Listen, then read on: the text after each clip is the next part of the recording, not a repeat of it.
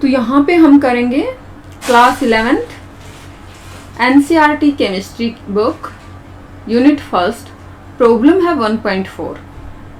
क्या गिवन है? How many moles of methane are required to produce 22 gram CO2 after combustion. तो यहाँ पे देखो, क्वेश्चन को ध्यान से आप समझेंगे तो क्या दिया है? कम्बशन ऑफ मीथेन दिया है। ये हमारा रिएक्शन है for the, this is the balanced chemical equation for the combustion of the methane. अगर 1 मोल ऑफ मीथेन रिएक्ट करता है 2 मोल ऑफ ऑक्सीजन गैस के साथ, तो it produce 1 mole of carbon dioxide gas and 2 mole of water vapours. आपको क्या दिया है कि हमें क्या प्रोड्यूस करना है? 22 ग्राम CO2 प्रोड्यूस करना है।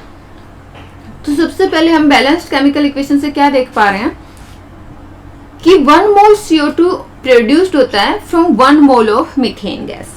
ये हम बैलेंस्ड केमिकल इक्वेशन से देख पा रहे हैं कि जब 1 mole of methane gas burn होती है तो 1 mole of CO2 gas produce होती है।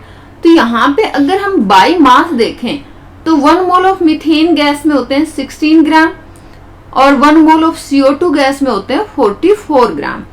तो अगर हम मास के टर्म में बात करें तो हम ये कह सकते हैं कि 44 ग्राम CO2 प्रोड्यूस होती है by the burning of 16 gram of the methane.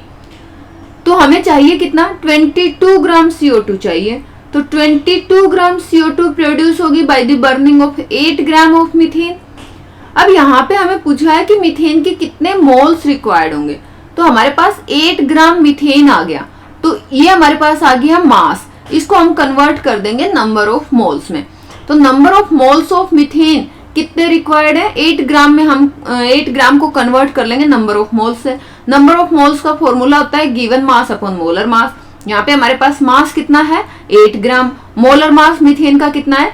16 ग्राम। तो 8 अपॉन 16 ये हो जाएगा 1/2, और 1/2 का मतलब है हमारा 0.5 मोल, यानी कि half mole of methane gas is required to produce 22 gram CO2।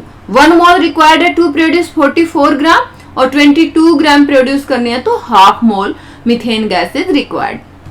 So I hope कि आपको प्रॉब्लम क्लियर होगा। Thank you.